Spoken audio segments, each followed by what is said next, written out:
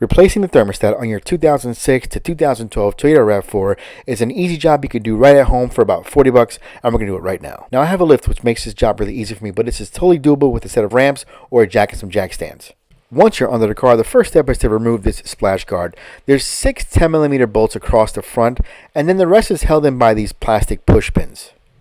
Once that's been removed, you have access to the petcock that's at the bottom of the radiator. There's a small nipple on the bottom, and if you want to avoid making a mess, get yourself a piece of hose, snake it up through this opening here, put it onto that nipple, and you can drain everything out into a bucket. Once you have that connected, reach up in there and undo this. You should be able to do this by hand, and you don't want to open it all the way. If you do, you'll make a mess. You open it up just enough for this to start flowing into that bucket. You'll want to come up top and remove the cap from the overflow tank. That'll let the air flow in and let the coolant flow out faster. Once all of your coolant has drained out, go ahead and remove that hose and close the petcock. Coming back up top, you should see that reservoir tank emptied out.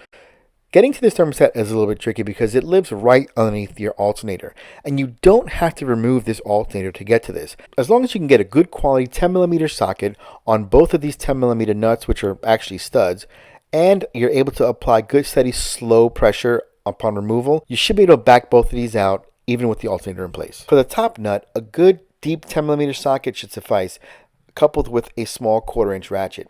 You want to make sure that that socket is fully seated all the way on. If it's rusty, you want to push it, make sure it gets all the way on there. Also, this nut is probably going to be seized to the stud, so most likely the entire stud will come out. Apply slow, steady torque, and you should be able to back this out. If you have one of these 1/4-inch thumb wheels, you can switch to that once you break this free to help spin it off faster. You can see the outside portion of the stud here and how the nut is rusted on, but the inside part, those threads are good, so this is going to get reused. For this next part, you want to remove this connector at the alternator. There's a 10mm bolt that holds this connector in place up top on a little bracket, and then a regular push-down tab on the plastic part. Remove that, gives yourself some room. I found what works best for the bottom nut is that 10mm deep socket coupled with a short wobble extension. You can get down there and press it on. If you're lucky, you have a little bit of rust on there that'll help hold the socket on nice and tight. Make sure it's fully seated and flat. Then you're going to want to get down there with your 1/4-inch ratchet, get that into the extension, and again, apply slow, steady pressure just so that you can break it free. Once you feel it break loose, you should be able to remove that 1/4-inch ratchet and just by hand spin that extension to get this out. Put some paper towels or some rags underneath the thermostat housing to catch the residual coolant once you break this free. Also, it's a good chance that the thermostat is going to be stuck into the engine block. You're going to want to use, I'm using a long pair of needle nose pliers. You can use a long screwdriver or a small pry bar. You just don't want to pry against the engine block itself, so use caution when doing that. Also, the rubber gasket on the edge of the thermostat will most likely stay stuck to the engine block. So once you get that thermostat off, double check. If you don't see the gasket there, go back down with like a hook pick or something to peel that gasket off. Prepare your new thermostat. Make sure you have a matching one. You can put them side by side to make sure and double check. Also, take note of the little jiggle valve or this little bleeder valve that's in here. You want that to be towards the top of the engine, and the new thermostat you have might have it in a different location, as you can see here. But as long as that little valve is facing up, it'll help bleed the system correctly. Install a new gasket onto your thermostat. Use some paper towels or a rag to clean off the mating surfaces of both the housing side and the engine block side. Go ahead and make sure that that jiggle valve is oriented upwards and place the thermostat into the vehicle. You'll want to make sure it's seated nice and flush. So pull back the housing and visually inspect it and also feel it. Run your finger around the edge and make sure that it is flat up against the ridge inside of that housing or inside the engine block. Place the housing back over the thermostat and align the bolt holes. You can use a small E-torque socket because the studs, the tops of the studs are E-torques.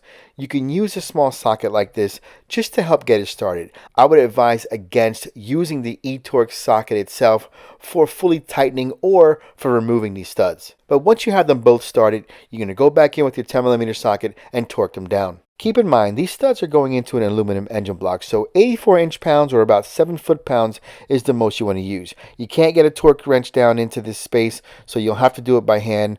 Getting it snug by hand will suffice. Next, it's time to refill the coolant. Now, this is the 4-cylinder, so it takes about 7.2 quarts or 6.8 liters, and it's going to take some time because you're filling up this overflow reservoir. It's going to slowly seep into the engine block, and you'll have to keep refilling it. You'll see that once you get to about 7 quarts, this tank will be full and it won't be draining into the engine block anymore. I like to give it a few minutes and double check that thermostat housing to make sure there's no leaks. But once that's good, you're going to reattach the connector on the alternator and reinstall the 10mm bolt that holds the bracket for that cable. Next is the most critical part of this job, which is the bleeding process. I've made this chart here with simple steps. Follow it to properly get your engine up to temp and to remove the air out of the system. The key steps here are turning your engine on, putting your heat on, the heat temperature set to full high, and the blower fan low. But you want your car to be running. You want to watch that gauge get up to temp. You don't want to see it climbing more than halfway. If you do, there is an issue. You'll want to turn off your car and reevaluate. But as your engine starts to climb up in temperature, you want to carefully reach in and squeeze your radiator hoses. And you can actually see bubbles coming into your reservoir tank. You'll want to do that repeatedly as the car is up to temp. Keep an eye on that reservoir tank. Add coolant as needed. If you want to double check all of it, you can go for a quick test ride, keeping an eye on that gauge, making sure it stays in the middle. And when you get back and your car cools down, take a look at that tank and top off what you need. I'll put links down below to some of the tools and items I've used. I like making these videos to show how easy it is to do some of these things on your own, and of course to save a ton of money while doing it. And if you use my links, I will earn a whole 17 cents.